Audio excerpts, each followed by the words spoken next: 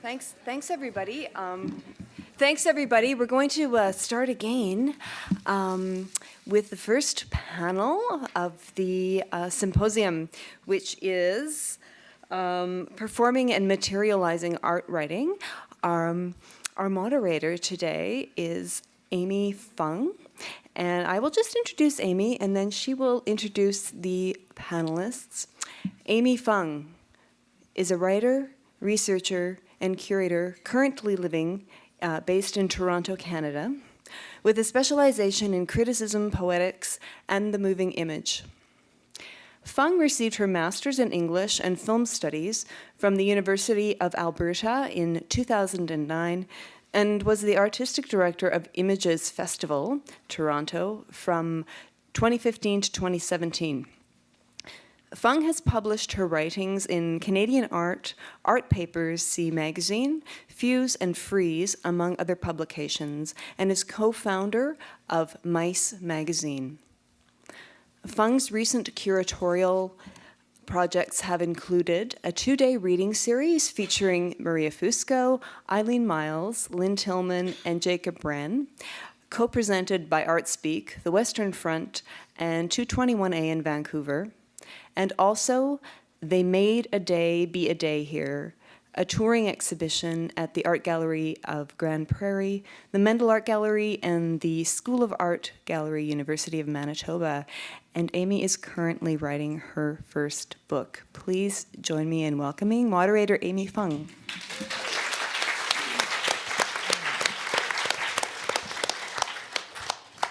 Thank you very much, Joanne. And I want to first thank everyone at Contemporary, especially Lisa, Nate, Charlotte, Nura, and as mentioned, Joanne, for inviting us all here, for putting energy towards this event. I know it takes quite a bit to organize these things. So I think I'm just going to launch into it because we're running a bit behind. So I think the order of things is that I will talk about or contextualize today's symposium or panel, and then I'm going to introduce each of our panelists. The order that they will be speaking in will be Lisa Robertson, Mart Clintberg, and Christophe Migone. So the framework that we were delivered is this. I will read it, and then I will perhaps translate it. So performing and materializing art writing.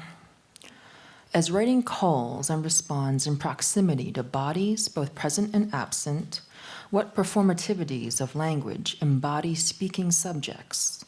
By examining spaces between gastromancy, or literally the gut speaks, and modes of ventriloquism, narrative and performative dynamics of identity and voice emerge. Theories of new materialism consider the agencies of extra-semiotic forces in artistic production. How might art writing's material embodiments enliven boundaries between discourse and production? So, what I'm interested in from that is, what is performativity? The word, as I understand it, does not actually stand in for performance.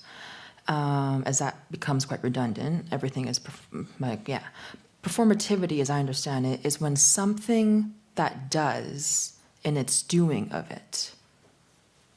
So that's point one. So maybe as like a spin-off on that, my question is not what performativities of language embody the speaking subjects, but whom are the performativities of language? Other notes that I think we can go off is, how does language hold up the body, hold up language? And just a little, surface note that gastromancy may mean like speaking from the gut, but it also has a double entendre of a source of sorcery, looking into the round orbs, either of our bellies or crystals, for the dead to speak forth. So that's another point that maybe we can just keep in our minds as we listen to our panelists. I'm just going to read everyone's bios, and then we'll just begin. Lisa Robertson is a Paris-based Canadian poet, art writer, and professor who has taught at universities across the US and Europe.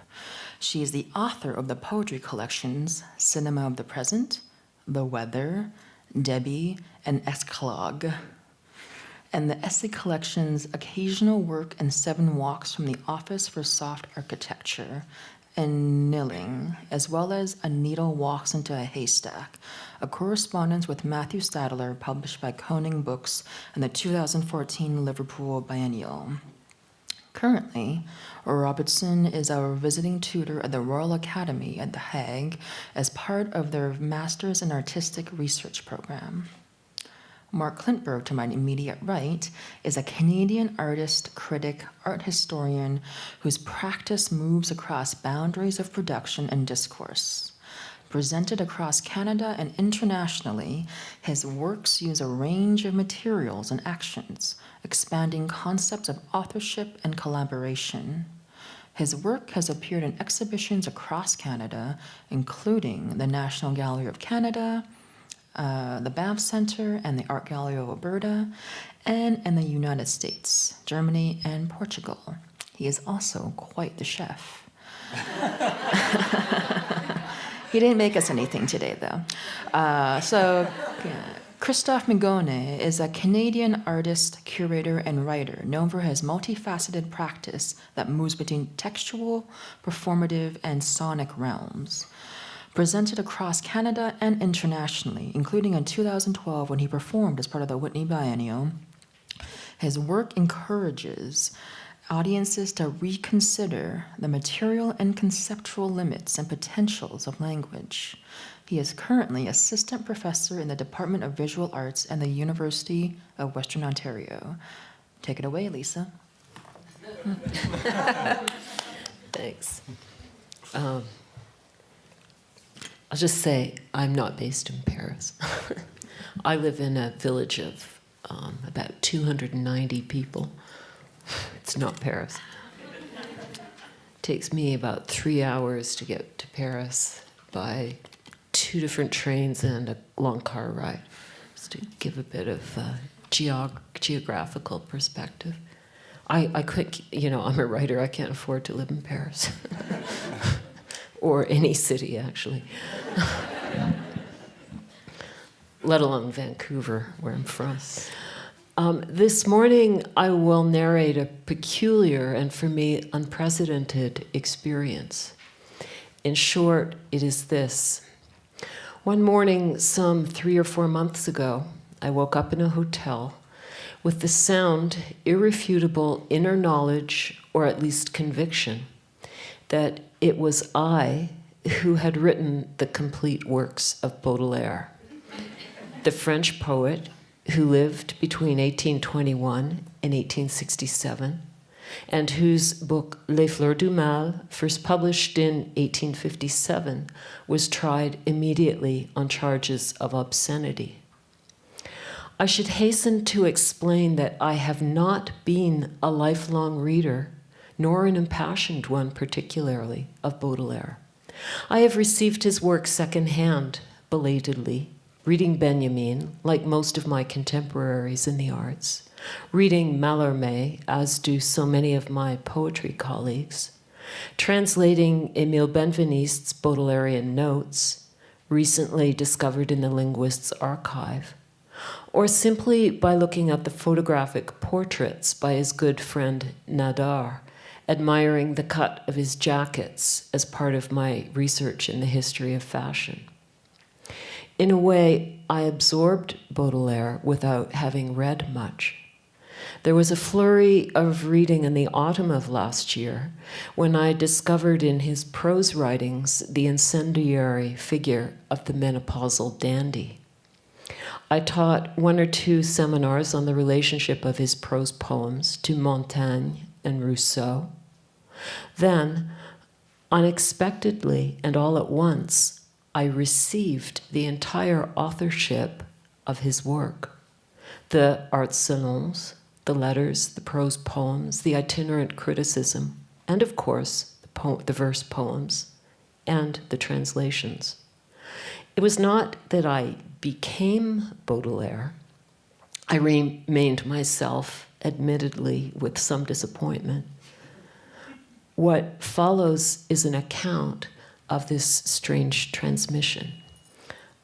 So This is kind of the second installment of this account, because obviously it will take some doing to explain.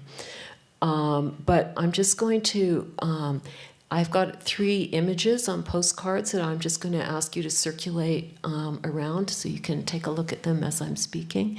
If you circulate them in different directions so different folks have them. Thanks so much.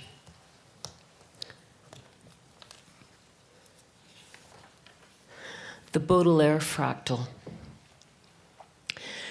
It was at Rome on the 15th of October, 1764, as I sat musing amidst the ruins of the Capitol, while the barefoot friars were singing vespers in the temple of Jupiter, that the idea of writing the decline and fall of the city first started to my mind, wrote Edward Gibbon in his autobiography. It was at Paris on the 1st of October. I had embarked on the tour mandatory in the subtler education of any worthy young man 2 centuries previous. But I was a girl in 1984. I was always to be eschewed and belated.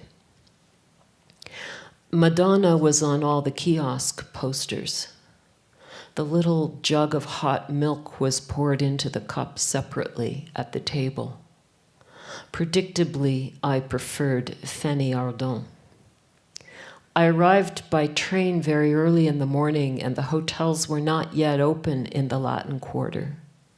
The chestnuts were splitting in their green cases. I had an address scribbled on the last page of my journal, 52 Rue Gay-Lussac, Hotel Avenir. How will I explain the taste and aroma of slightly overripe Mirabelle plums? I'm eating a chilled dish of them as I recollect that first room in Paris. I was a girl because I was deciding on my destiny. I had begun to realize something about its setting. Now I understand that I was haunted by the problematic ratio of sex and art. I've never solved it. My researches then lacked structure and were too literal. I would sit on trains and write in my hard-backed journal about the mythologization of maternity in relation to the frustrated inner feeling of calling or ambition, as I permitted my ankle to brush and linger next to the caressing ankle of the sullen boy sitting across from me in the second-class compartment. I would seek certain kinds of shabby rooms in order to look out from their windows at unfamiliar surface effects in the shade that the angles made. Having a soul, I recently read in The Guardian, is about looking out. Again, I would write in the journal. Such a room could be found in the Hotel Avenir for 70 francs a night, or $12 in the currency of the time, which had the merit of being payable entirely in brassy 10-franc coins. Lacey's horn cuts lingeringly across a tannic landscape. The cold, sweet plums carry the smallest possible hint of leather. The toughened skin gives a little beneath the teeth before it bursts to a boozy exuberance. Baudelaire said, "Art must be stupid." I know what he means. Art must be stupid as a plum, as stupid as an ankle. In that first hotel in Paris, a previously respectable but then faded establishment near the Luxembourg Gardens and the Boulevard Saint-Michel, a place I would later recognize in a documentary photograph of the burnt-out cars near the boulevard in the month of May 1968. The narrow room on the 5th floor was reached by a frail elevator used only by guests, never by the hostess, who would each morning descend the steep staircase entirely obscured by a rumpled mound of used sheets. Mine was the cheapest, smallest room, which in Paris would always be on the top floor. The cot-like bed presented a challenging topography. I would shift my hips to seek the sweet place between the wadded mattress lumps. At the foot of the bed was a small table, and above the table, a window that looked into the dim inner court. Street views were more expensive. This shady window communicated with the window of the backing hotel or apartment house, I wasn't sure which, that shared the humid court, which was itself used by the concierges to air their mops and rags. The air of the inner court was sea-like. Of all stupid art, the poem is the most stupid. A nearly imperceptible flick of the mop just beneath the surface of the water, an idle flutter of the hand. Very stupid, outside all good sense and discretion, because the poem must be indiscreet or not at all.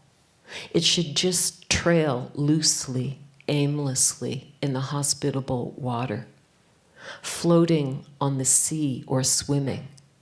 It must be the sea, no other water. Waves, not stormy waves, the slight rocking movement. This floating is like a hotel. Nothing interrupts sensation. The body is supported and welcomed by a gentle neutrality. Especially the sea on an overcast morning of light rain, the encompassing pleasure enveloping the skin, salt water and soft water. I will take a bath. I will write all morning in a hotel. I will lack nothing. The soft, coarse sheets wind around me. I float in the possibility of drifting unattended, the freedom of floating, no weight, no companion, just the hospitality of the encompassing element. A slight coolness is enough to bring the attention to the sensation of water on skin. Or perhaps in a cafe in the village in summer, the bells ringing, the irregular waves of conversation, occasional scraping of chairs on pavement, but mostly floating in the sea or in a hotel. The superior hospitality of the shabby hotel, the minimal frisson of slight discomfort as in cool water, which augments the feeling of the skin, the feeling of being skin, which punctuates the sensation of being in the minimum calmly as in an element.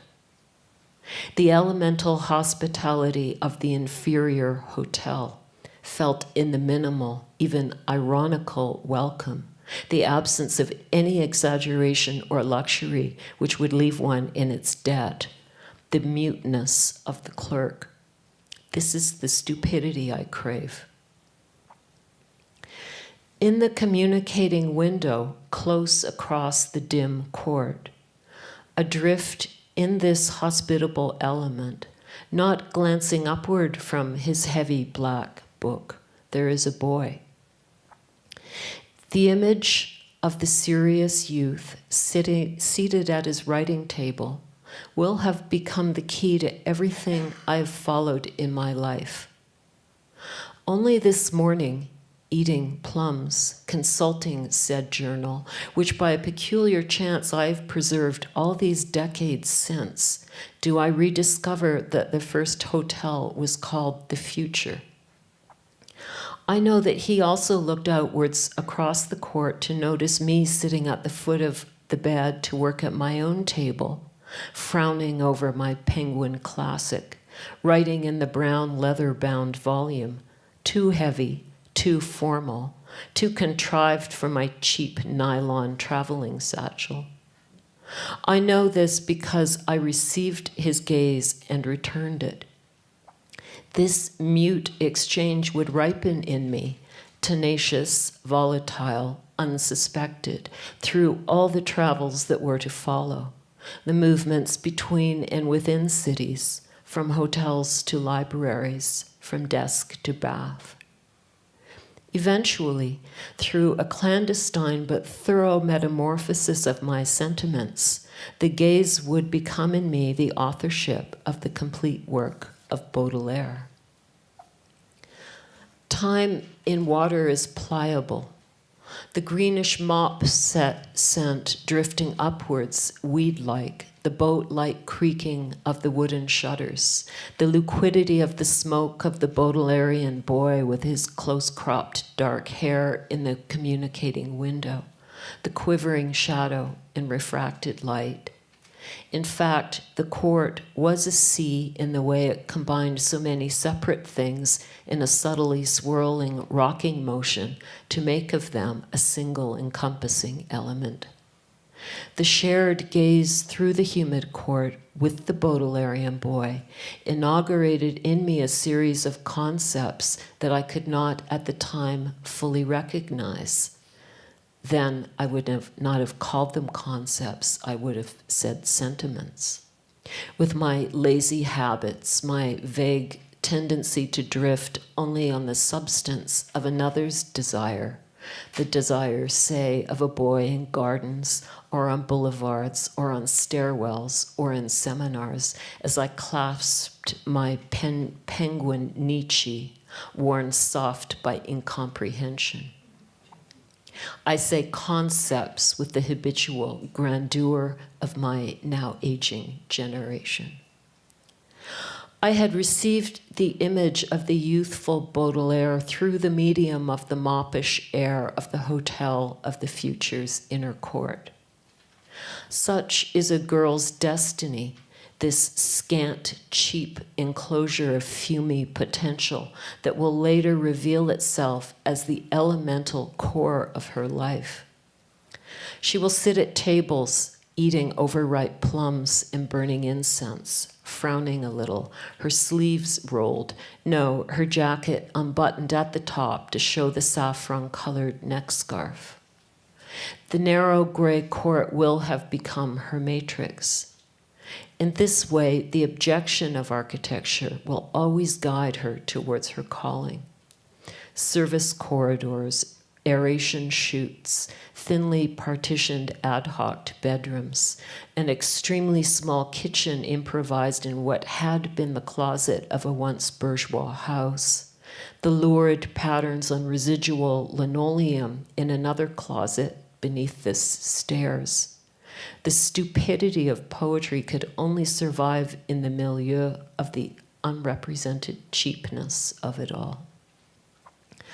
When Delacroix painted the young poet reading at his work table in 1848, the year of the Revolution so acerbically caricatured in Flaubert's Sentimental Education, the year he gesticulated on a street corner, calling for the assassination of his stepfather, the commander au pic, the year of his first translation of Edgar Allan Poe, Baudelaire, in his moment of socialism, was living on the Rue Babylone in the 7th arrondissement, perhaps in the rooms of his mistress, Jeanne Duval. This was one of a long series of rooms, either hotel rooms or borrowed apartments, occupied for varying brief periods since the age of 23, when his fortune was seized by court order to be doled out to him in direly inadequate monthly increments until his death at 46. The poet spent 24 years of his life actively fleeing debtors, working clandestinely, moving on in the night, leaving behind garments, manuscripts, summons.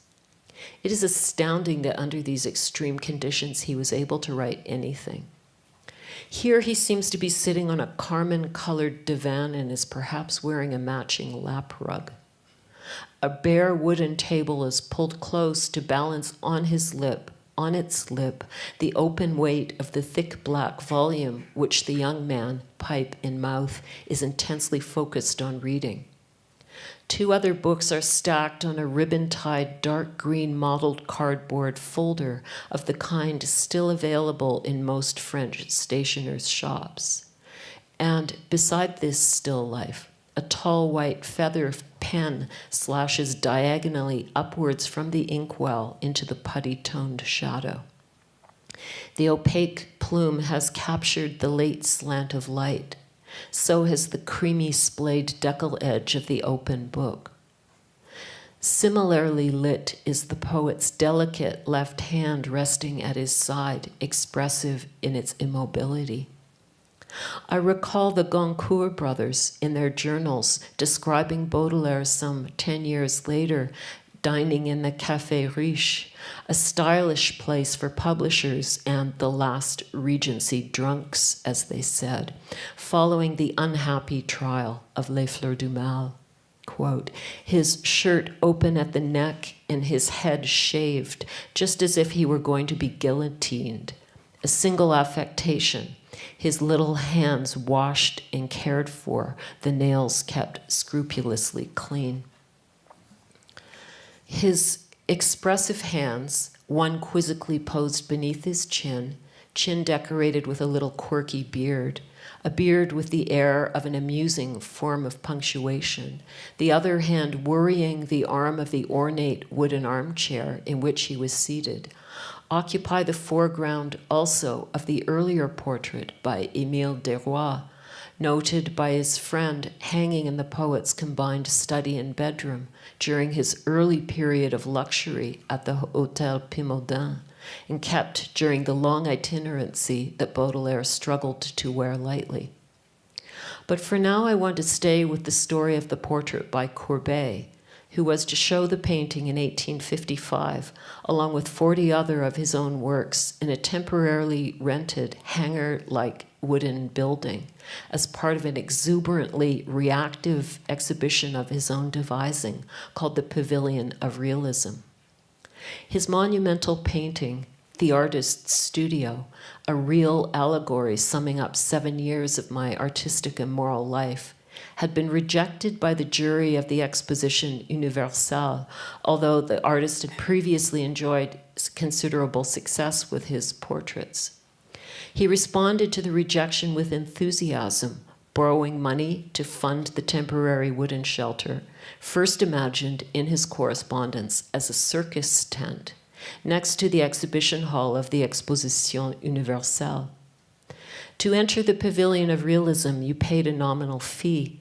You also paid to leave your umbrella or walking stick with an attendant, to purchase a souvenir photographic image of the rejected painting, or to take an exhibition catalog, within which was printed Courbet's own text, the Manifesto of Realism. He said, I simply wanted to draw forth from a complete acquaintance with tradition the reasoned and independent consciousness of my own individuality, defending the painting as a depiction of the present as a synthetic vision. It was Baudelaire who is depicted in this allegorical studio, sitting tailor-style upon a wooden table in the lower right-hand corner, bent over an open book whose pages provide one of the few instants of intense light in a painting modeled according to a profound, almost Baroque chiaroscuro, who in his Salon of 1856 had first addressed the topic of the necessary relationship of art to modernity and the everyday. O modern beauty, convulsive and in mourning, we drink rather than observe you.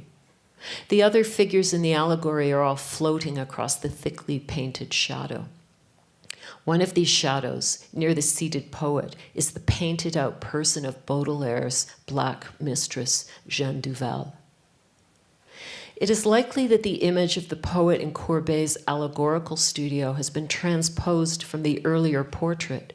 The oblique light, the absorbed remove, the curve of the stooped shoulder link the two representations. In the artist's studio, the entire crowded and mysterious image, so inclusive in its social cosmology, seems to radiate out and across the canvas from the dark corner figure of Baudelaire bent over his books. The energy inaugurated in the earlier portrayal by the placement of that tentative hand leads us to believe that at any instant Baudelaire will pause in his reading in order to reach for the splendid quill. The studio's voices are about to surge into life.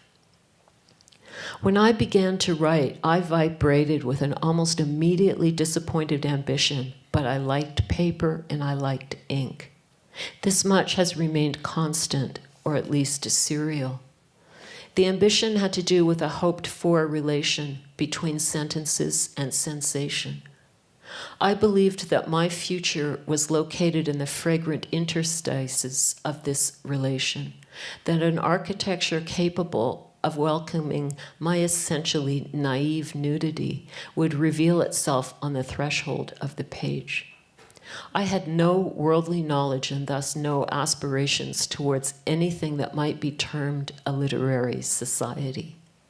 My own allegorical studio then would contain only books. But I was always beginning to write. On every page of the heavy journal, I began heavy with stupidity. The grand tradition had dissolved, and the next hadn't been made. There could be room for a girl. How new the feather looked.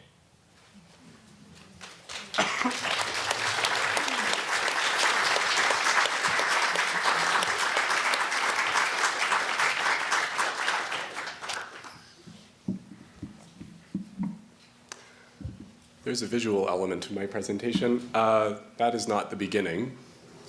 Sorry about that. I'll get started, and I'm sure it'll catch up.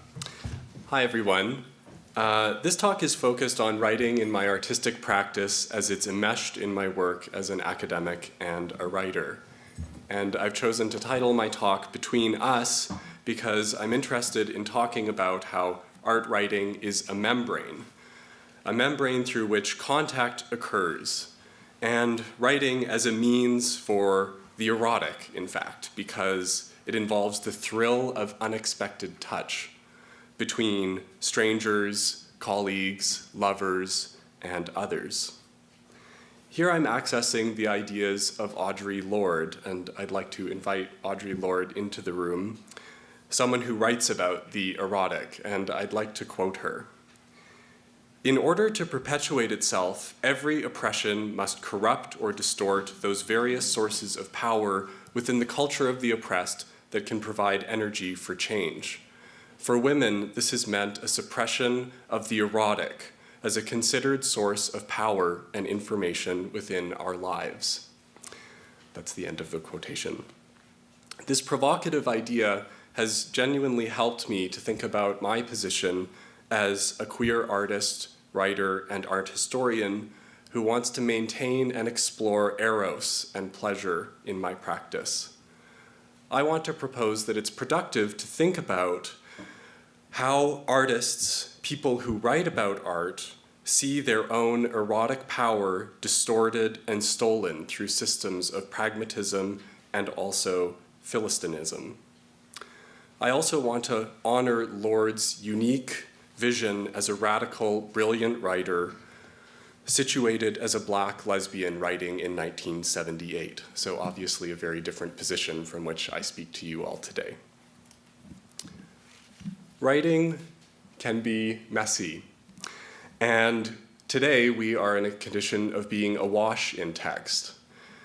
And this is a difficult situation for those of us who write. Will we contribute to this mess through other text messages, or are there other strategies that we can explore?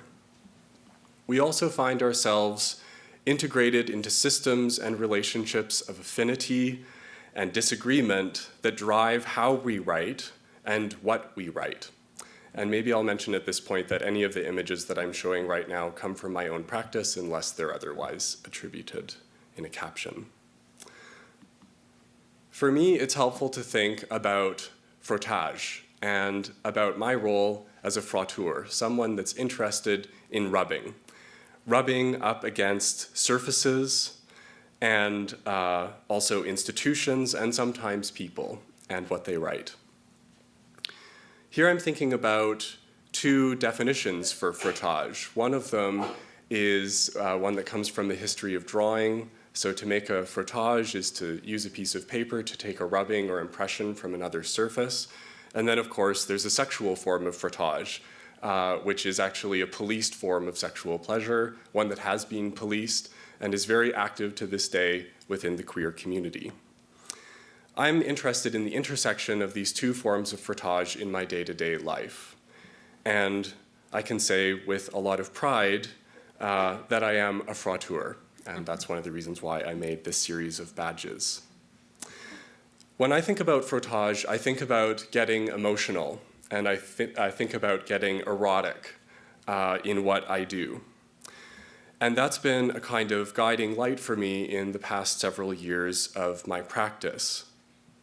An early example of that I wanted to share with you is connected to this work, a photograph by Daniel Boudinot that probably many of you have encountered in reproduction through the book Camera Lucida, written by Roland Barthes.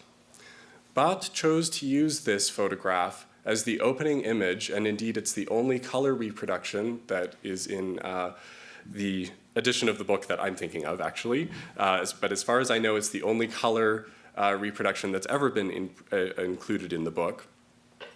Yet it's a case study that Barthes never mentions in the text. He doesn't name it, he doesn't analyze it, and he does mention and analyze many other photographs in black and white. And I've long puzzled over why this is, why there is this photograph included but never analyzed, never mentioned. And there are a range of different theories that I've encountered to rationalize that. And one of the ones that I find the most persuasive is to consider this photograph as a demonstration of Barthes' theory of the punctum, the element of a photograph that pricks, stings, cuts, or opens, acts as a snag for us when we encounter a photograph. And I think there's definitely something erotic about anything that pricks. I'm interested in the punctum as it functions in my own research practice. I'm always looking for a moment when I get stuck, snagged, or pricked. Okay, oh wait, I have to tell you one other thing. To my knowledge, to date, this Polaroid, the original Polaroid, is missing. No one seems to know what happened to it. So if any of you have information about its location, I'd love to know. Its absence is compelling to me, and so an artistic response that I developed was to try and replicate the condition by which this Polaroid could be reproduced. And so with the help of many other people who are credited on this slide, I endeavored to make a hand-woven curtain with a series of slits woven into it to replicate the small cuts that are in, I'm one slide off. The small slits that you can see in Boudinot's original that I think are also a literal manifestation of the punctum in this photograph. Every time that this work is exhibited, I also take a Polaroid snapshot of it, and to date, this is my favorite one, so I thought I would share it with you. So this is my attempt to recreate Boudinot's Polaroid. Another aspect connected to frottage in my research has to do with my work on the late artist Felix Gonzalez-Torres, who remains as a very durable figure in conceptual art today.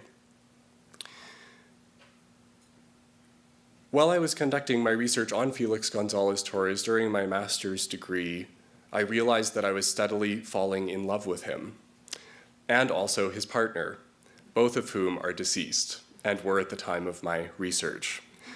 This was a complicated situation.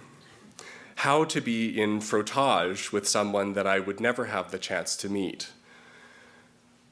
and also how to write a compelling master's thesis in art history, a discipline in which I was being asked continually to think about objectivity and research distance. My solution was to dive deeper into my love for this figure, and in his absence, to treat him like a lover, in fact. And we all know that lovers do not always agree, so this was not always an agreeable relationship. But my solution, as it was, and however it worked out, was to pursue that love to the deepest degree that I could and to try and integrate it into my writing. And that's something that I try to do in all of my written practice, including my academic practice to this date. Okay, that research in turn got me thinking about hailing and interpolation and how Gonzalez-Torres' practice for me really was a hail of the equivalent, of when maybe I walk down the street and someone says, "Hey, fag," and I turn my head without even thinking that maybe it's not necessary for me to do that. I'm responding to a hail. And maybe that's actually someone reappropriating language in a really positive way, but often that's not the case. So I'm thinking about Gonzalez-Torres' work as a hail for me that I've responded to. I feel a deep identification with that practice.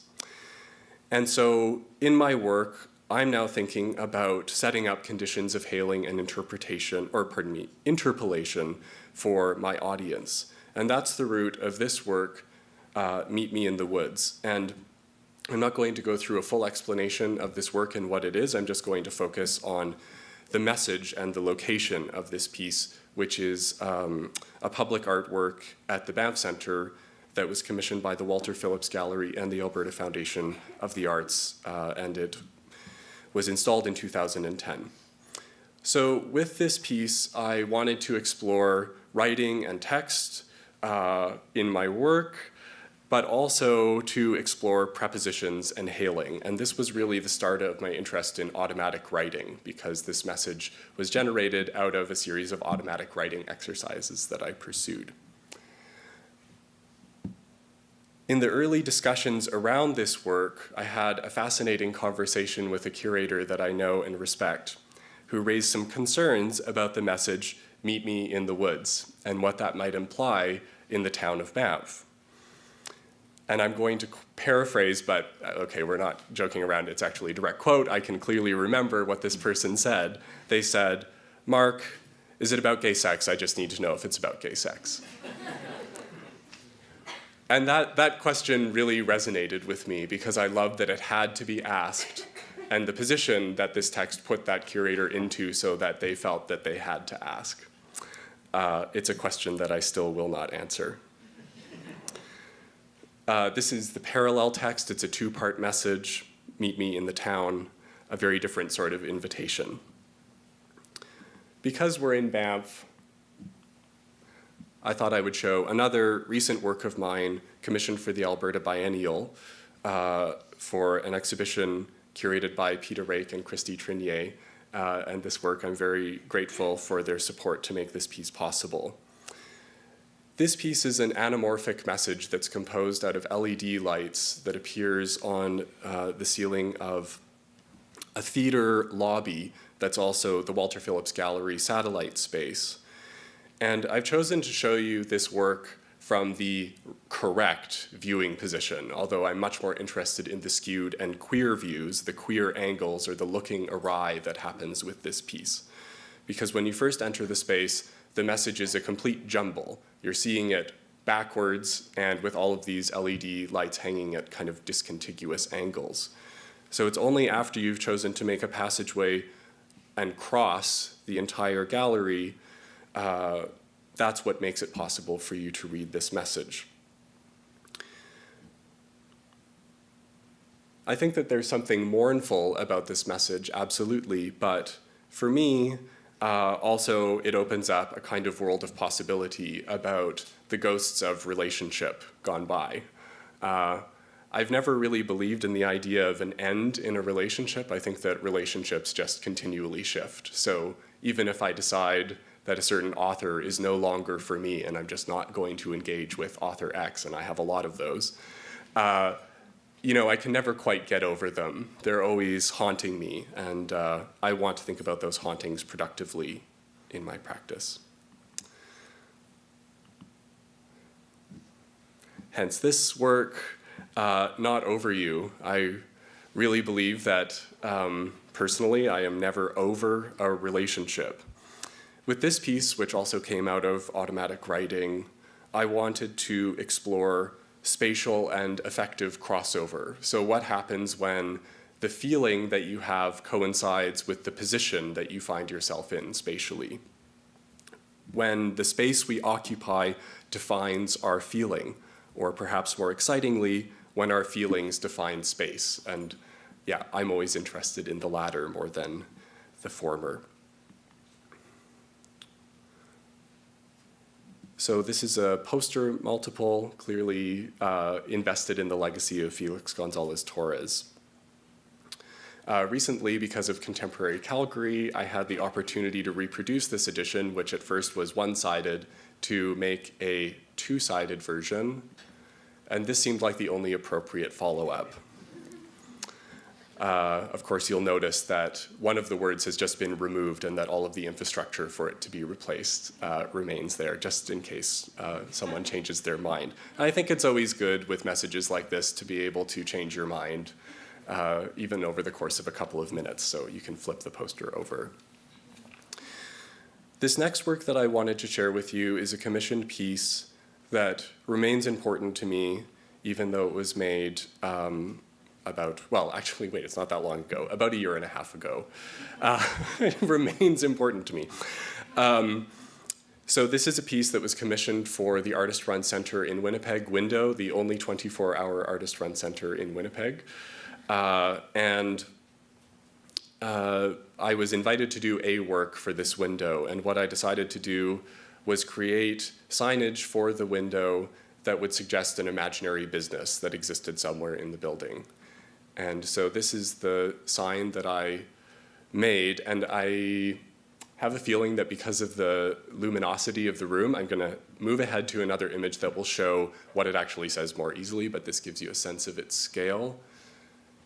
And this is what the message says. So I'll allow you to read that on your own. So this was an invocation of an imaginary queer space that I wanted to insert into the history of Winnipeg, a space that you can see was founded before the Stonewall riots, so Winnipeg very with it, ahead of the game. And I chose to give this space, this queer bar, the name Détournement, obviously in relationship to the Situationists and their strategy of détournement, but also because up until not so long ago, there was a queer space in Winnipeg that was called Detour, and it closed. And I thought that that was an incredibly sad thing. And Calgarians who are queer identified or allies know that we used to have a detour too, and that detour has been barricaded, essentially. There is no more detour off of the main highway. And I have a very emotional relationship with that. We've heard all kinds of rationalizations about why queer spaces disappear. We have Grindr and Scruff and Tinder and so on. We don't need those spaces any longer, and I aggressively reject those explanations. I think that there's something much more insidious at work, namely gentrification. So if you'd like to know more about that, read Gentrification of the Mind by Sarah Schulman. I'm just going to add that as a footnote. Okay, so I have this ongoing interest in establishing imaginary spaces, imaginary architectures. So I'm going to share next this very recent work from just a couple of weeks ago, in fact, that I did in the Azores in Ponta Delgada as part of the art festival Walk and Talk. So this was a commissioned project for specifically this building, which is an important building, a piece of fascist architecture that's a leftover from the dictatorship of Portugal, which ended only in the 1970s, so not really in the distant past. And my solution for this site was to suggest a reuse or an alternative use of the Teatro Michelen's through signage. So what I did was I worked with the typographic treatment on the front of the building to create a sign for an imaginary business, the doorway for which was on the back of the theater. The front of the building is a very bourgeois kind of social space, and the reverse, the entry, the loading dock area, is a place where people in true desperation go to hide. People who are coming down from substances, all kinds of people in desperation use the back door. So I decided to open this, or suggest the opening of this imaginary business called intermediario, which means intermediary or broker. So this is a space for the brokering of liminal identity. And as part of that work, I also created a poster project that advertises this space that will never open. So this space intermediario that offers a range of different services for people who are looking for a manicure, who are looking for support as a liminal person, that is someone who is either liminal sexually or in terms of their citizenship. It also includes vegan food, so if you're looking for that, you can find it there too. This very last project that I'm going to share in conclusion is a work that I've completed with the artist Benny Nemrovsky-Ramsey. So this is a collaborative piece, and it's called Apropos Brown Paper Packaging. And this is a performance piece that Benny and I did at the CCA Glasgow this past year. Essentially what the project was a take on the book table as a phenomenon at symposia. So instead of putting our wares, peddling our wares, which I don't mean any disrespect to any people who are selling their books here, by the way, because I happen to be one of those people, we decided to, instead of selling books, we decided to wrap books at our book table. And specifically, we invited people to bring books that had erotic content, and that we would wrap those books in a wrapping paper, picking up on the history of print material of a suggestive or sexual nature that has long been sent through the mail in brown paper. And so our wrapping paper, we decided to give it an ornamental, embellished feel, but it's embellished with the same kind of strike-through line that's used to censor material. As part of our performance, we also got French manicures because we thought, you know, people are going to be looking at our hands, and so we also need that strike-through line on our fingers. And who doesn't love a great manicure? Okay, so this is just a close-up that's showing the handling of a particular book that someone brought in. And before we wrapped every book, we would hold up the document for everyone in the room to see, and we would also describe its contents. And we got some extremely zesty material. So this was a deeply rewarding and erotic experience for everybody. A component of the wrapping paper is an erotic automatic poem that Benny and I wrote by text message. And I'd like to show it to you because it's a bit difficult to make out in this photograph.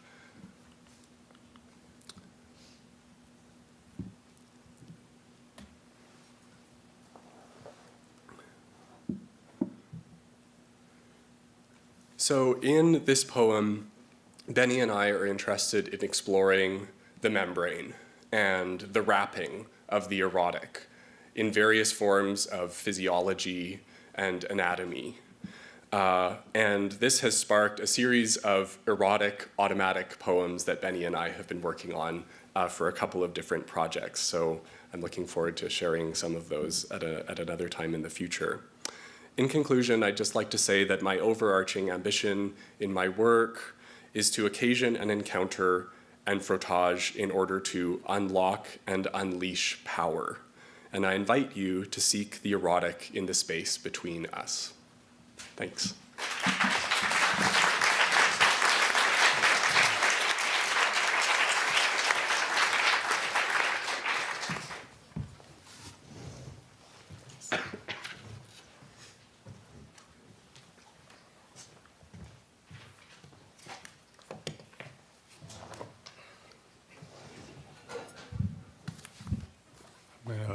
I'm going to straddle the corner here because I also have a visual accompaniment.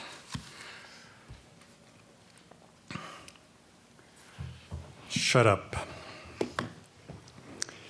Preambles and postfaces. So it's kind of a list of instructions to myself or investigations in a very synoptic form about a writing on sound or writing sound or writing through sound or sound through writing. I haven't decided which. In fact, it's more of a layering of all of those positionings. Writing sound implies a performative element, an enacting. Also one that thinks of sound as unsound, that is incorporating its counterpoint, silence. Artist talk, talk artist, double talk. Talk starts with a tongue sticking out. So to really fulfill the promise of my title and the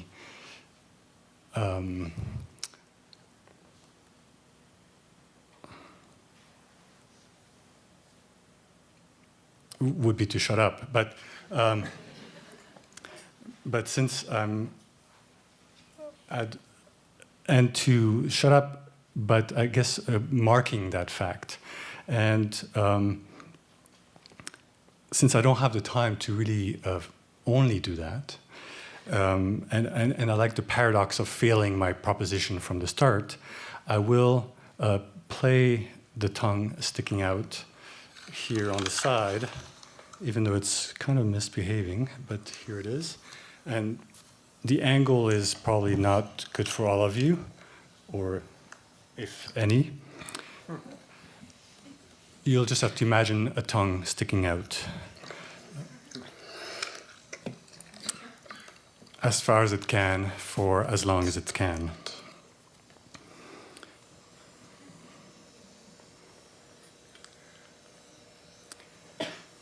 Talk about one work while another is on view. Talk where only partial views are provided. Talk where only the audience talks. Talk only in whispers and shouts. Talk generously and genuinely. Talk lying down. Talk as if you didn't know what you were talking about. Talk to one audience member at a time. Talk, which is nothing more than this list of talk concepts. Talk which stops talking about talks. Prescription speaker, 70s pablum.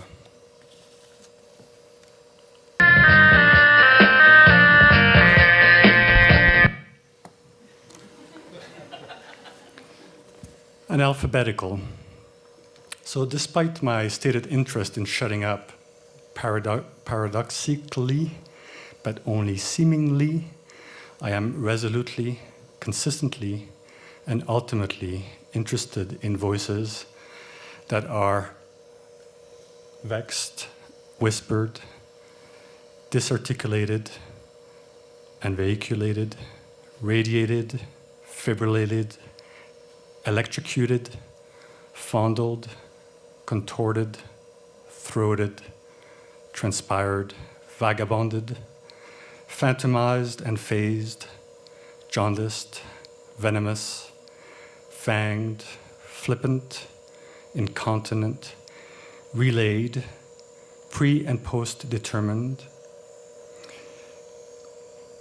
pre- and post-digital, non- and post-sensical, deregulated, neologistic, mellifluent, distilled, erased, evinced, elegant, fragile, fearless, fast-forwarded, manipulated, battery-operated, remote-controlled, ventriloquized, accessorized, amped, popped, phatic, cryptic, graphic, curlicued, bronzed and silvered and golden,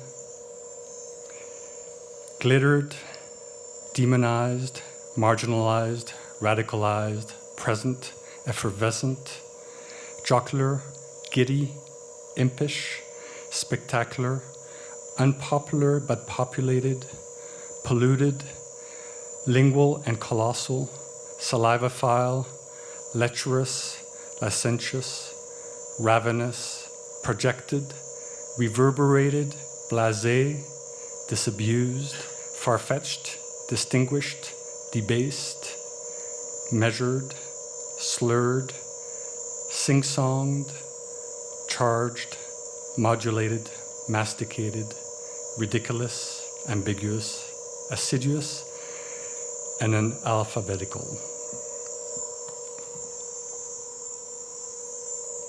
Who, what? Perhaps the answer is simply that it is my voice that I am not interested in hearing. Hi, I would describe myself as highly sexualized, perverted, computerized, audiophonic, loud, and obnoxious. Basically, very human.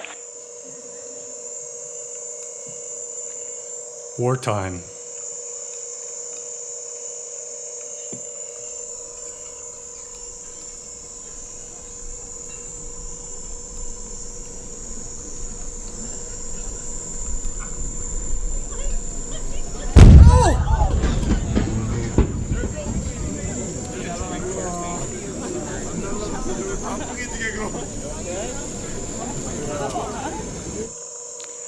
Cannon shot right into the larynx. The voice box impeded from forming words. Voice somatized. Momentarily, it's just the guts talking. Hit theory, hit maker. For this, I need my prop.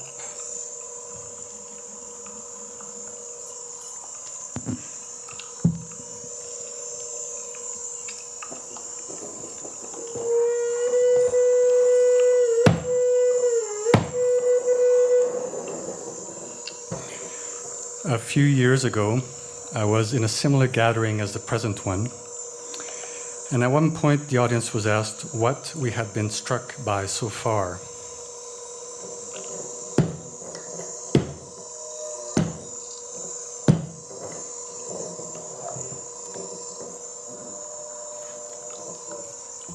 This will sound better, I think. So a microphone started being passed around, inviting us to contribute. When the mic got to me, I said, what has most interested me is everything that has been said up until now, and everything that will be said once I pass the microphone.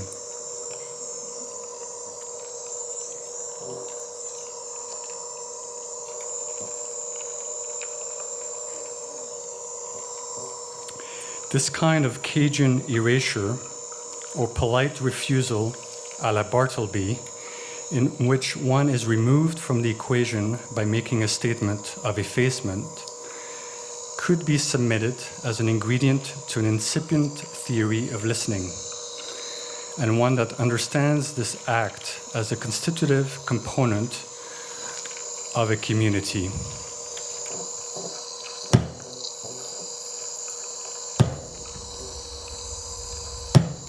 It's kind of a pathetic gesture, and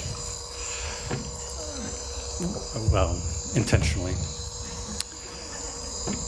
But this is not just a disabling, disempowered mutism. It is offset by this simple act of sounding. Listening must be punctuated to be activated. And the properties of these markers are important, for the rhythm is where we encounter the pervasiveness, persistence, and proliferation of the performative.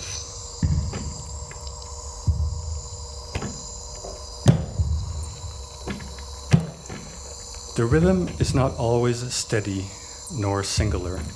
It can develop an arrhythmia, a stutter.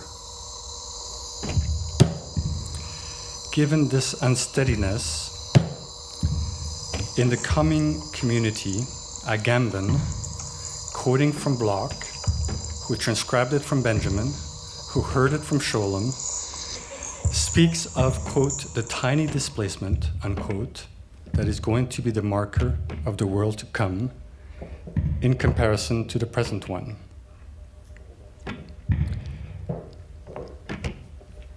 So it's about the tiny displacement inscribed in the minuscule interstices between moments, between gestures, micro changes, microphonics, tiny revolutions, tiny core.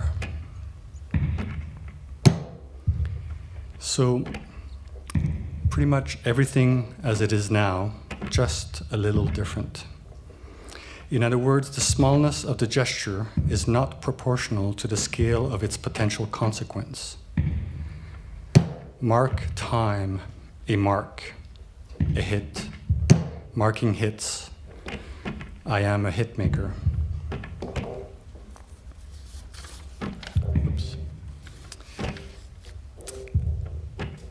When Clarice Lispector writes, quote, "This improvisation is," end quote, that is the simplest and clearest, most unambiguous of ontological statements, pointing to and asserting with the verb to be.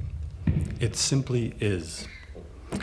An example of the poetics of categorical statements, of manifesto mode declarations, further amplified by the suggested redundancy of the voice, of the word, this and is. This improvisation is. In the preceding entry from Agua Viva, Lispector writes of a constant improvisation, one that is, quote, always and always creating the present in the future, end quote.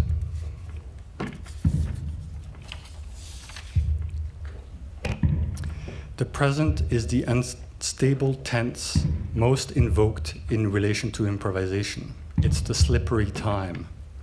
This improvisation is. With this terse three-word declaration, she invites us to stay within the simplicity of the statement long enough to glean its complexity, to find the shades of meaning within the bluntness of the affirmative hit.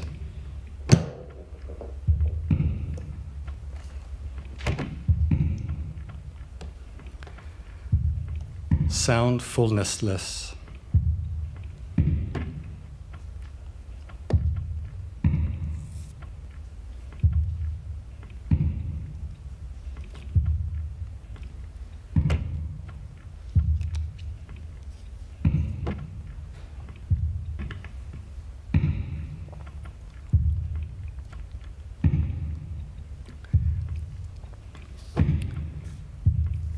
Actually, the sound was supposed to stop there, but...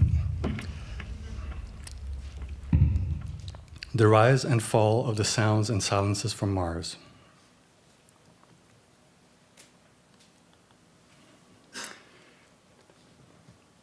These are the references to sound and silence culled from Ray Bradbury's Martian Chronicles.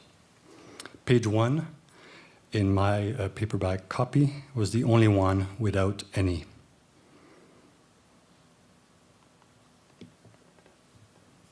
Voice, sang, voice, voices, talking, speaking, listening.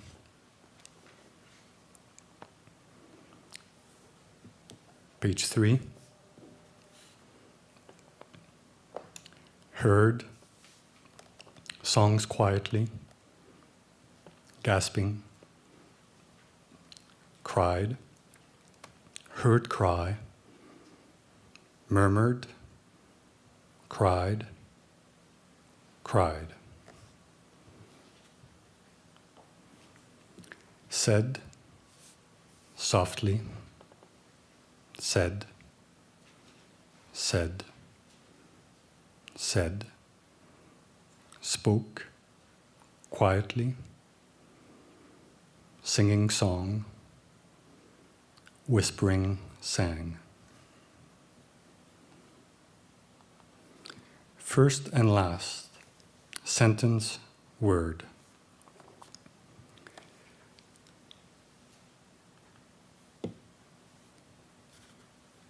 The following are the first sentences and the last words, no more, no less, of the following books.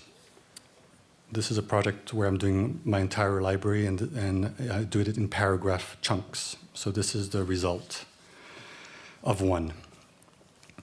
In the beginning was the catastrophe. The walking Greeks had no tongues. So there's such a single term to express what we mean by the word life. Big, bold, raw word. Wall, world. Let's start with pleasure system face. What do lack of commitment, abstract pop, weaving, expressionism, observing, mild disdain, storytelling problems, early years, eyes, and America have in common? A kind of faith in the rain outside, common singing symbols, and the cliché philosopher machine. Internationally, paper, papier machine, see, we think the things themselves. It was a mute time to burn. The moment he opens his this, that, what it means to come to know when we express what we go to deep-seated something. One gravest figure of our day is well-dressed American opinions, referred to a triumphed art phenomenon that became current when natural. Departs from the inside of the ourselves formula. Think I would. Women look implicated. The common two of a set from a drawing is our we, you, bed, man. The typing to the writing of day printer. An in for long London tea thing with her. As is. Try to turn paper to room. Go at lives. Patience. As. Close. Sure. Far. Low. Far. As close as we may be to finding the moment that constituted the break, we are merely fooling ourselves, for we are always in the break, which is neither still nor silent, but replete with the incessant scurries of too readily convinced, but steadfastly committed, though always compromised, communities. As sure as I can be of what needs to be said, I either can't or won't, or simply haven't yet, because of the need to listen first and throughout, and more, and again, and forever, and the conviction that process will constantly shift what needs to be said into what needs to be unsaid.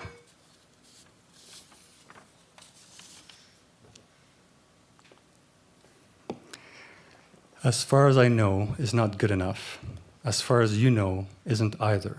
For as long as we just stand there while everyone else is either working or thinking or making or doing, or at least trying something out, even though it's just a naive attempt to understand the world that has stopped making any sense or never did to begin with. As low as you can, for as long as you can, and as bad as it gets, you are sure that there are better times to come, but you know it'll take some work to get there, or at least you hope so, but you are unsure of your ability or interest in making that happen.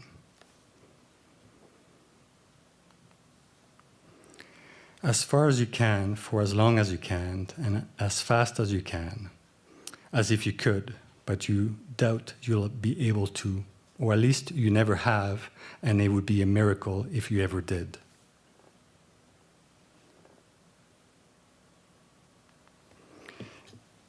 Éternuité, forever sneeze. These are the sneeze aids. And this is the culmination.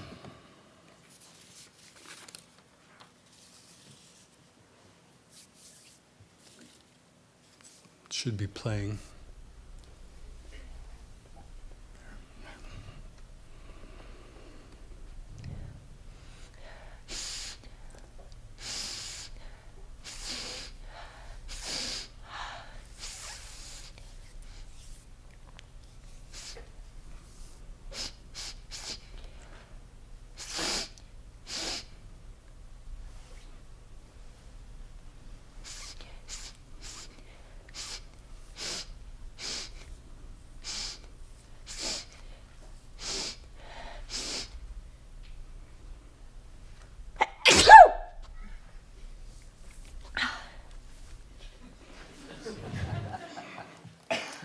very satisfied, released.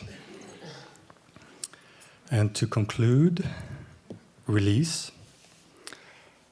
So taking up space, moving off of the page, kind of in following the footsteps of a conchi, following in all senses of a conchi, using sound to do it, taking up space, marking time, shutting up, but not really. I'm basically introducing a piece that I will do in a second that hopefully won't put me over time too much. It features lentil-sized bits of raw vinyl, so meaning not yet a recording, just a petroleum product, scurrying inside a balloon. I brought a balloon, but there was a hole in it, so I can't demonstrate it. But what you will hear in the surface resonating speakers are these pellets in the balloon. And these balloons with these pellets inside, I see them as kind of evoking a Saussurean swirling cloud. A kind of the realm of thoughts before they come into form as words. So a pre, but also a post. A series of punctuation marks attempting to land.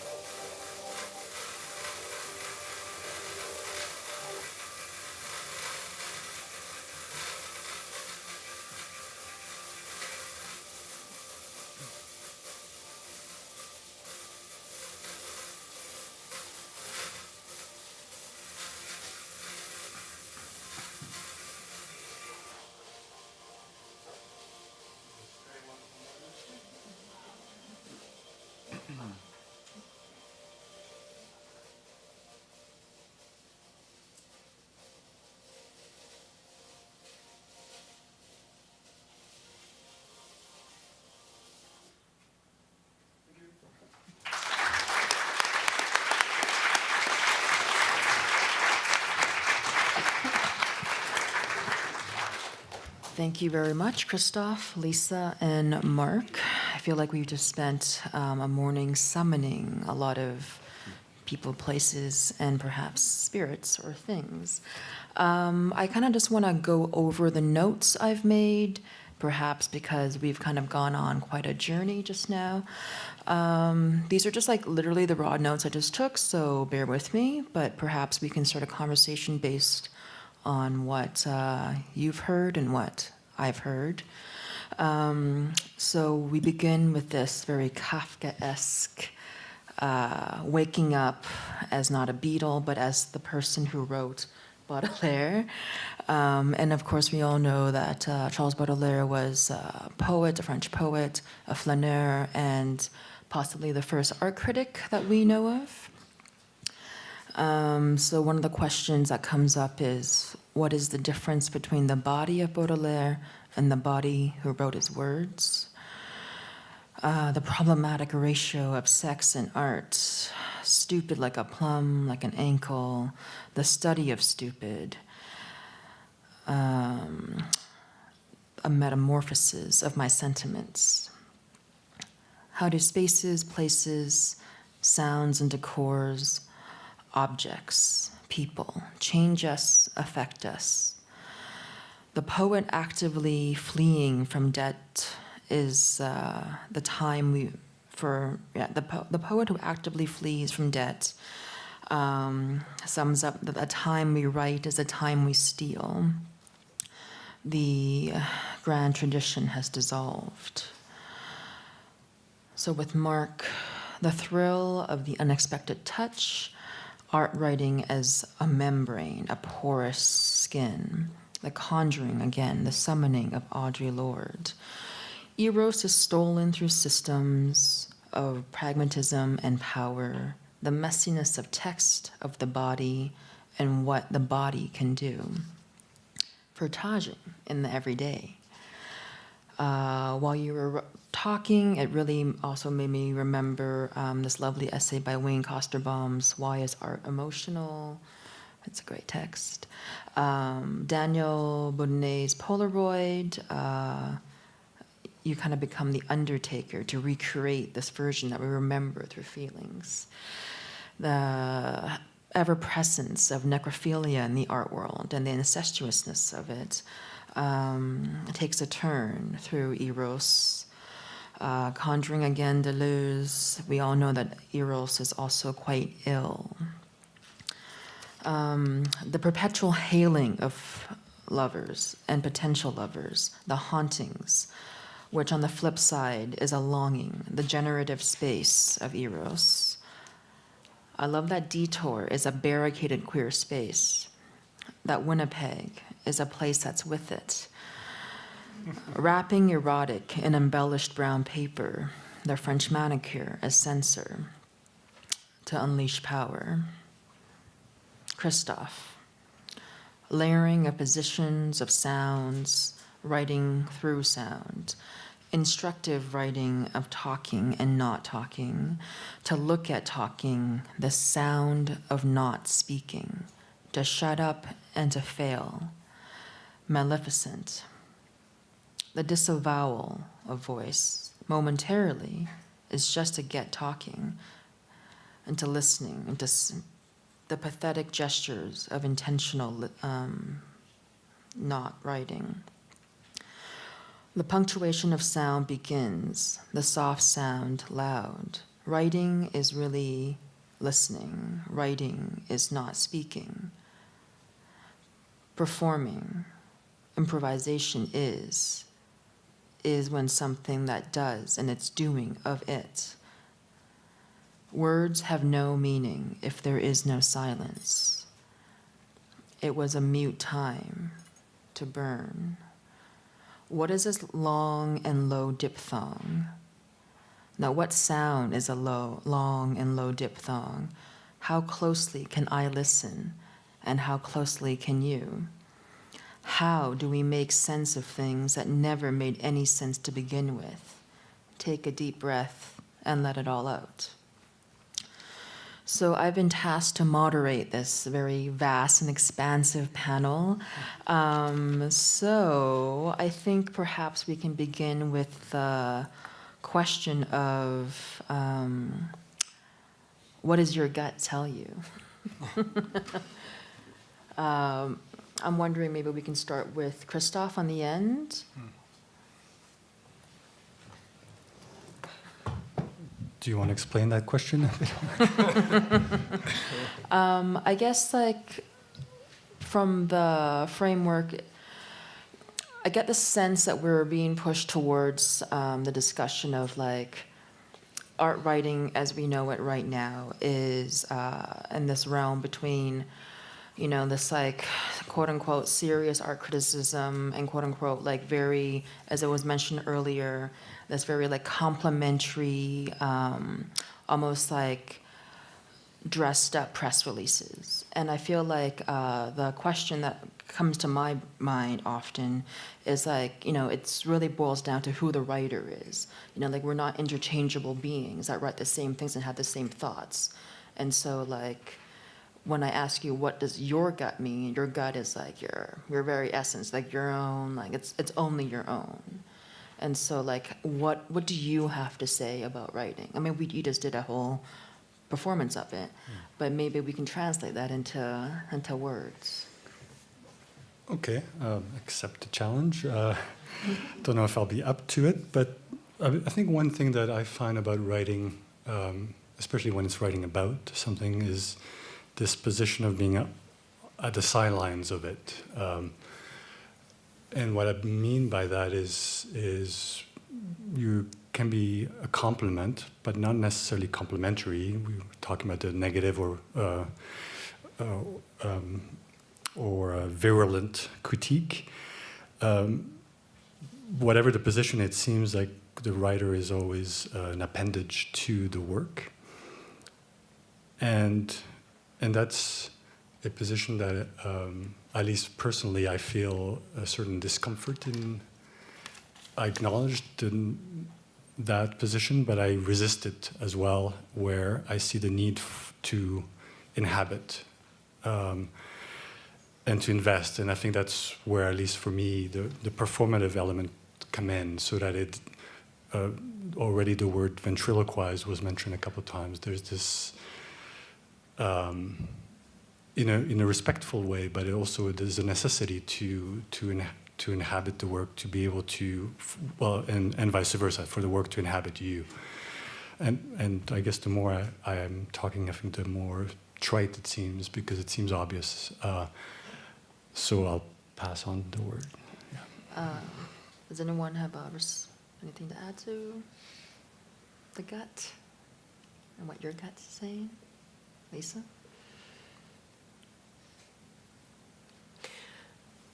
It did, as time went on in Christof's performance, I really began to feel that, for one thing, it felt to me kind of like being in somebody's studio.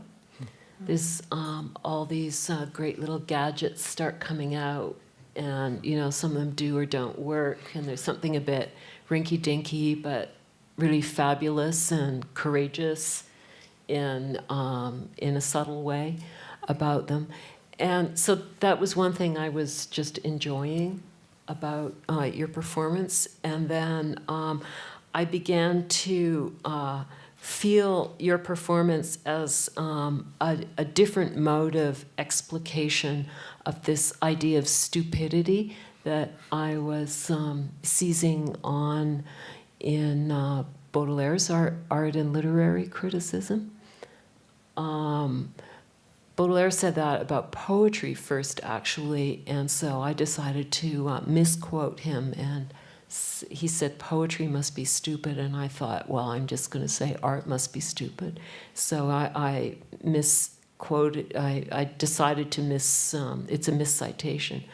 But I love the idea of stupidity, and I feel that you generated this kind of stupid welcome for us, that we could be in this space without formulating grand concepts about it, and feel it physiologically. You kind of invited us into a vibratory play. So that's my immediate gut reaction to your question. I mean, like, I wonder if, like, the body can be stupid. You know, we often think of stupidity as a mental exercise, but you say, of course, the body can be stupid. Well, yeah, I think that the body's kind of the definition of what's stupid. You know, not to say that the body can't think, and we all know now that there are neural activities in the gut, etc., which that thinking is not all something that happens up in your noggin. But isn't that really what the danger of the erotic is?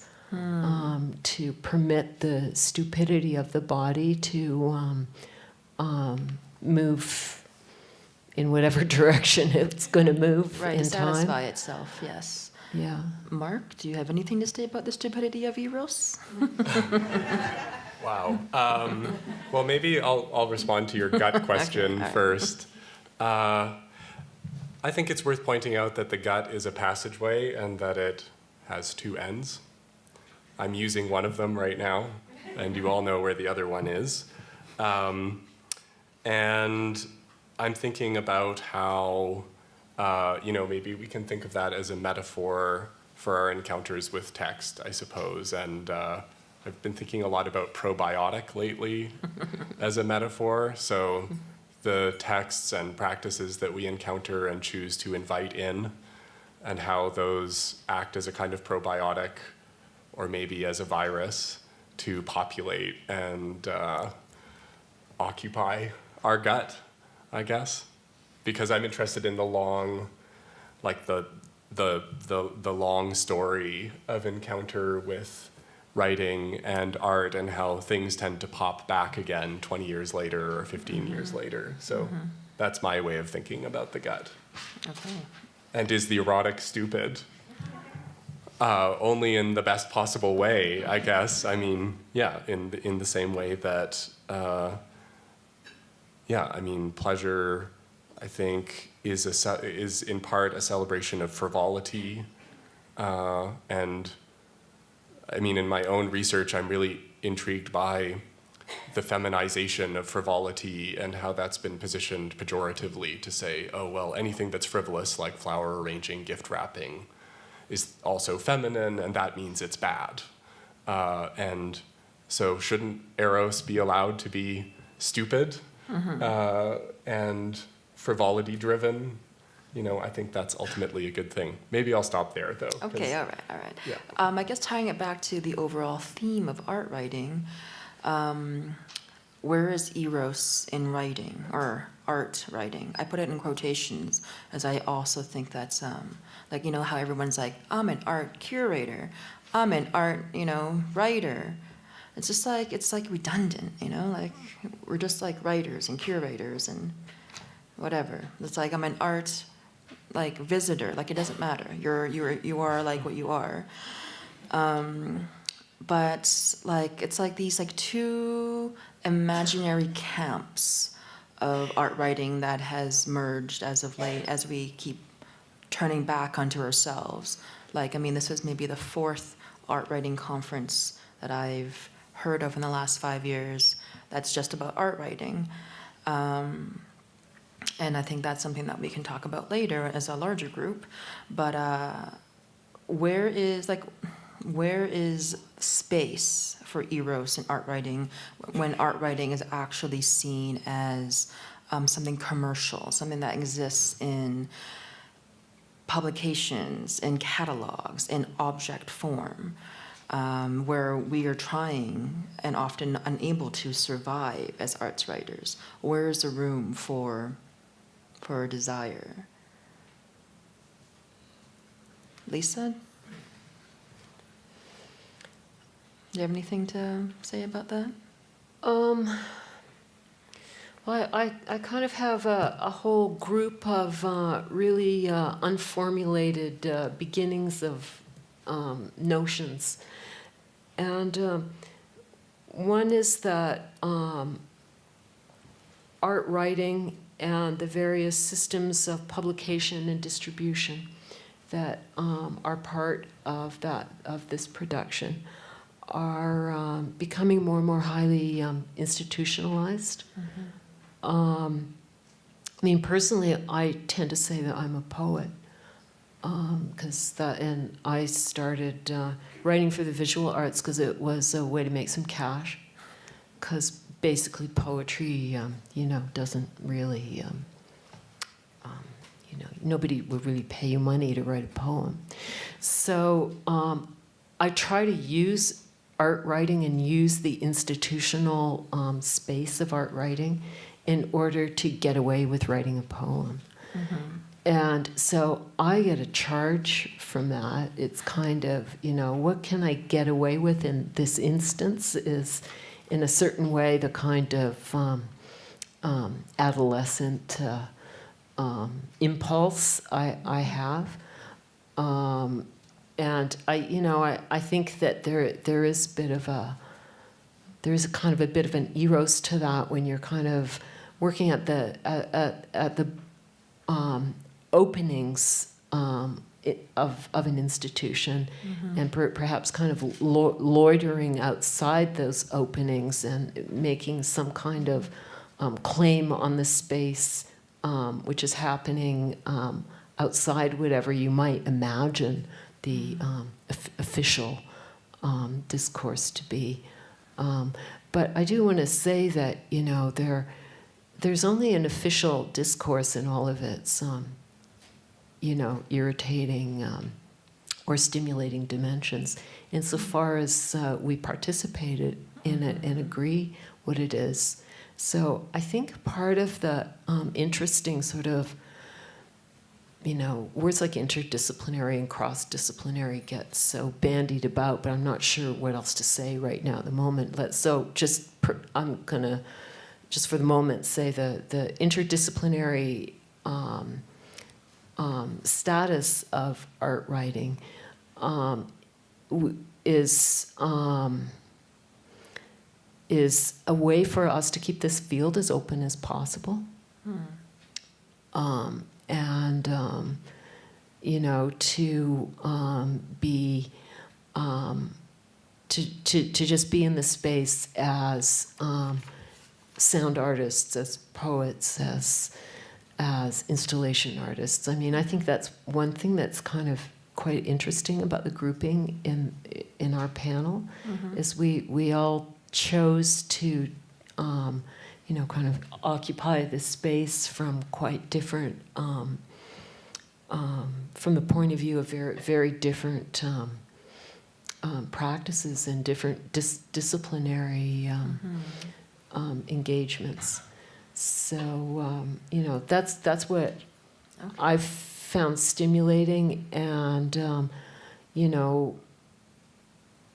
I think that this term erotic, we can, it's really sort of easy to use in a sense, and it can mean a lot of different things that don't necessarily have to do with, sexual stimulation, but have to do with a re-exploration of the possibility of sensing.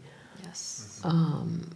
All the senses. Yeah. So, given that a lot of what we do as writers is describing, that we can keep on returning to the open question of what happens in describing sensually, and use that as a moment to keep this institutional formation constantly reopening or transforming. Thank you. We have 5 minutes for questions. Is there anything anyone wants to tell us Centrally or not?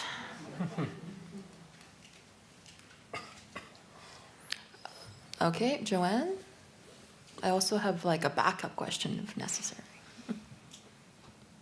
I'm afraid this isn't really a question, but more of an observation. And maybe what has happened is in experiencing your presentations, I finally perhaps made sense of why Lisa and I chose you four together.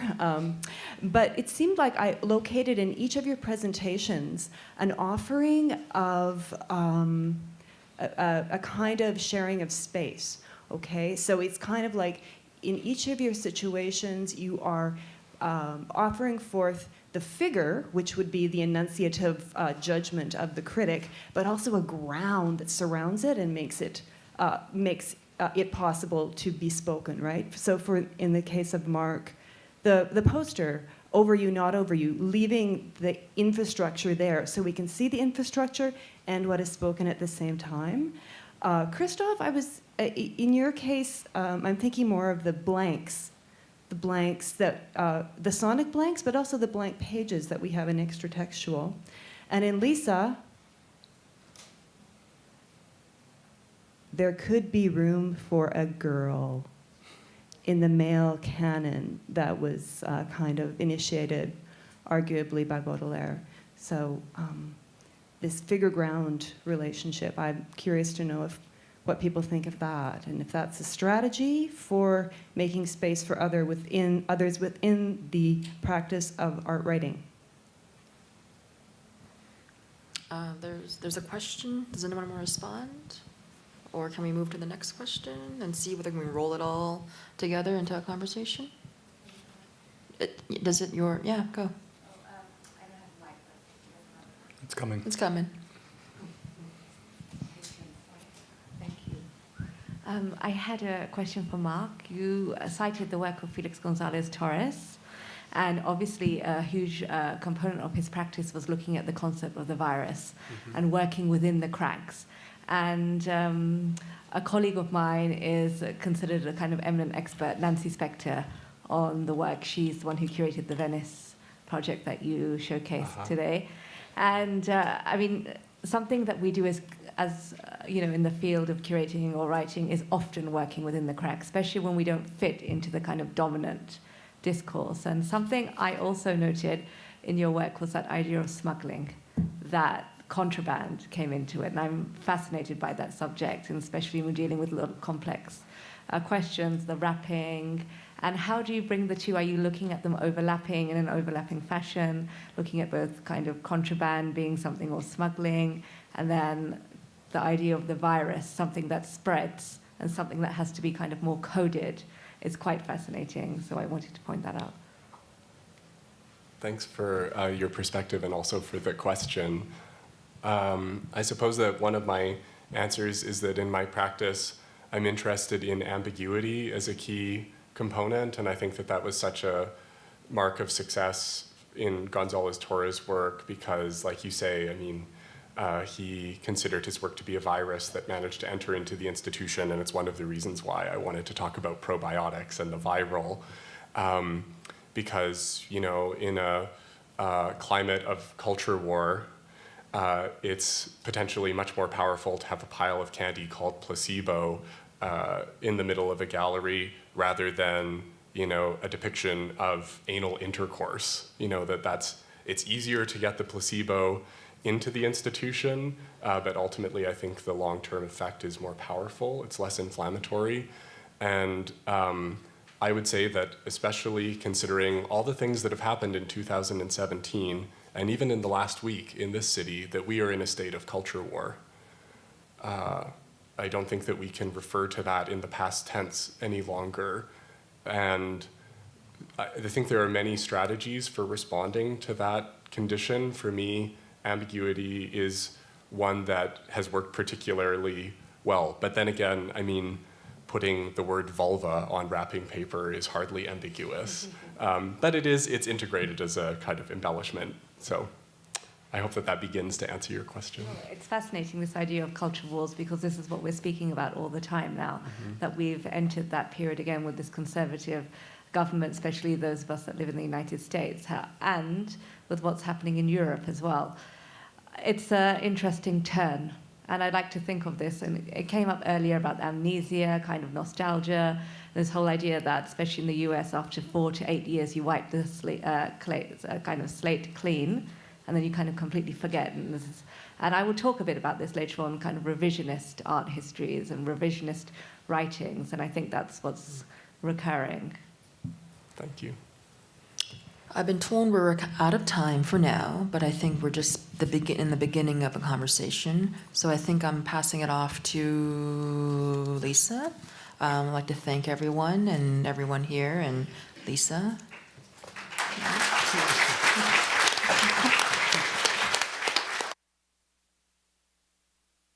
Thank you so much. That was just a fascinating panel and just very beautifully textured. And I think a wonderful segue to gastromancy, because I think the gut is speaking now. So I just want to give a few just sort of housekeeping notes for everyone. We will convene sharp at 2:30 for making space, place, and time through art writing, so that we can recover some of our time and kind of get more of that ease back into our schedule.